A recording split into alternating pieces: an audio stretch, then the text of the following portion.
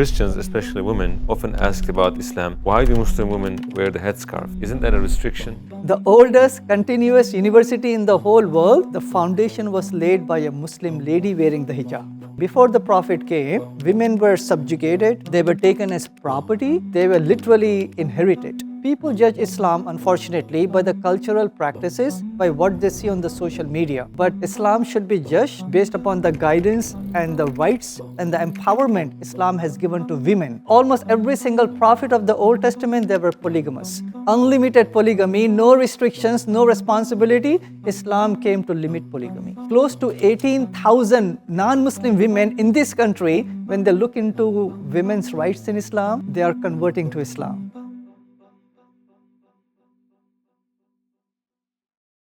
Assalamu alaikum, Dr. Sabil Ahmed. Welcome again to Towards Eternity. In the last video, we have asked the questions that many Christians wonder about Islam. Today, we have gathered the questions that constantly come up in social media. If you're ready, let's begin. Throughout history, women have been treated unfairly and treated as a second class in different societies. Many Christians think that this is not much different in Islam as well.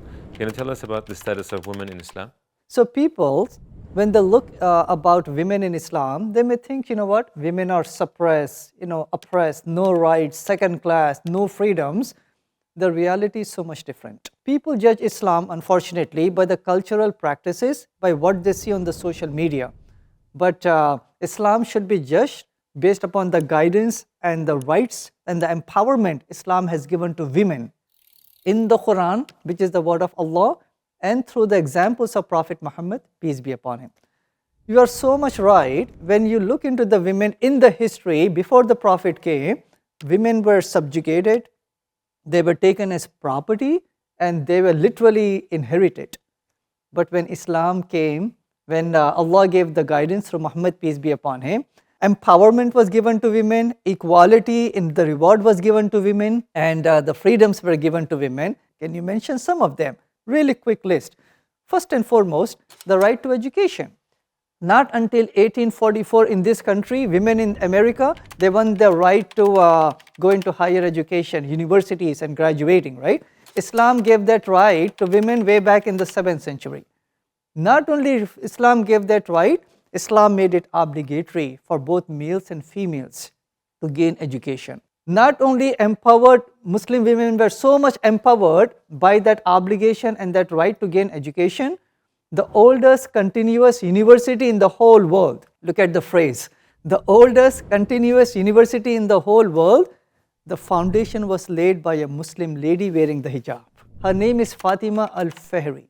In the year 859, in the country of Morocco, in the city of Fez. Who says this? The Guinness Book of World Records and UNESCO. Second right Islam has given to women would be, women have the right to inherit. See, if you look into the Old Testament, if a father has two sons and a daughter, the daughter does not get any inheritance. Zero inheritance, by the way, because there is a son. The son gets all the inheritance. But if they are only daughters, now they get some inheritance. But Islam guaranteed inheritance to the women as wives, as mothers, as daughters, as sisters, right? So guarantee inheritance for women. When it comes to owning property, in this country, not until the mid-1800s, white women in this country, right? Not black, not brown, not Chinese, not Indian, white women, white married women in this country, in the state of Illinois, they won the right to own property in 1861 in this state, in Chicago. Islam gave that right in the 7th century, right? Look at this, 7th century compared to like 13 centuries after. Two more important rights that Islam has given to women is the right to initiate divorce. See, in the Old Testament, she doesn't have that right. Even in Catholicism, she doesn't have that right. Islam gave that right. Because in reality, we know that not every marriage is going to be ideal marriage forever. There may be friction, right? Some people are caught into a marriage in which they want to get out. Islam is practical. So Islam gave the right to women to initiate the divorce. Other faiths, they don't have it. Islam has that right for women. And also, she has a responsibility in the home to take care of the children in the household, but the financial responsibility, she has zero. She can be the Bill Gates, she can be the Jeff Bezos of women, She can be the billionaire, the most wealthy person in the whole world. Even then, she doesn't have to spend a penny on the home, on the family. She could, right? She could. She doesn't have to. It is the responsibility of the husband, 100% financially. So these are some of the rights that Islam has given to women. So an important, advice to my non-Muslim brothers and sisters: do not judge Islam by the cultural practices, the social media. Judge Islam by reading the Qur'an and look into the wonderful life of Muhammad, peace be upon him.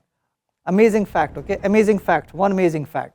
Of all the misconceptions people have about Islam, the number one is women in Islam. However, when our non-Muslim sisters and brothers, when they look into Islam and look into the right, the respect, the empowerment Islam has given to Muslim women, they are converting to Islam. So close to 18,000 non-Muslim women in this country, when they look into women's rights in Islam, people are converting, 18,000 each year. In the UK, about 5,000 each year. In the Islamic law, it has women receive half as much inheritance as men. Aren't these contradictory to justice and degrading for women? Okay, some people look at the inheritance laws and they say that a brother gets double the inheritance compared to the sister. And obviously the reason is the man, as he's growing up, he will have financial responsibility as he's married, 100% financial responsibility for the family. A lady, she has zero, by the way. The wife has zero financial responsibility.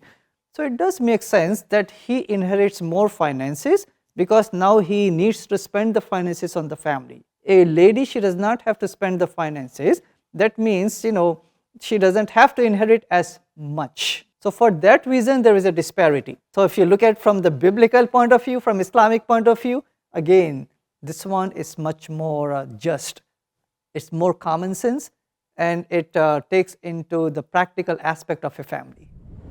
Christians, especially women, often ask about Islam, why do Muslim women wear the headscarf? Isn't that a restriction? Isn't that an oppression? When I went to Columbus, there was an open house. In the open house, a question came by a Christian lady. She said, why do women have to be forced to wear the hijab? Look at Iran. At that time, the hijab controversy was going on. I mentioned to her, we all wear clothes. Why do we wear clothes? I mentioned, and she knows, sake of decency and modesty. So wearing the hijab is also for the sake of decency and modesty, right? Because I want to logically deal with her.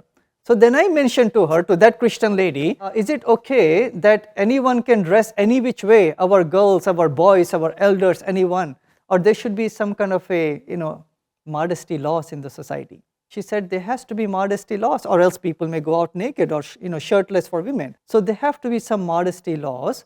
So who is going to decide what those modesty laws should be? Would that be the culture? That will not make sense, because one person says this, second person may say that. It becomes subjective. So modesty laws and all the laws, this should be coming from the Creator who knows us good, who knows us better, what is beneficial to us and to the society. He is the one who gave the concept of modesty laws in Islam. So quickly, women wear that hijab of modesty because they are obeying the Creator. It's an obligation for them. It is in the Qur'an, 2 places. Chapter number 24, verse number 31, and chapter number 33, verse number 59 to be exact. So then I give an analogy, a quick analogy to the people that, in schools and colleges, there is a dress code. You have to wear shorts to some extent. You cannot wear short shorts, for example. You have to wear you cannot wear the hoodie.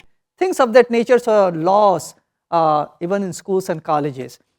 If you work in the hospital, there are certain laws that, certain attire you have to wear. If you go to a restaurant, right, no shirt, no shoes, no service, something like that.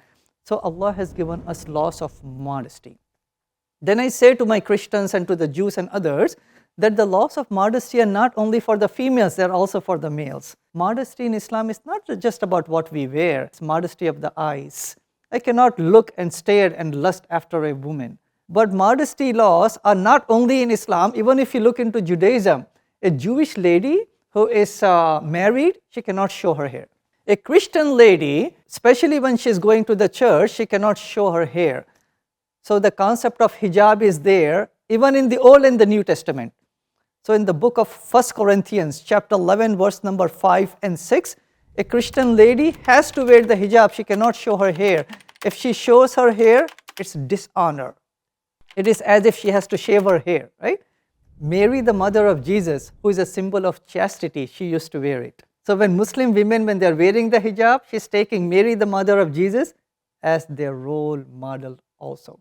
One time I was giving a lecture. A Christians came from the Amish church. They came.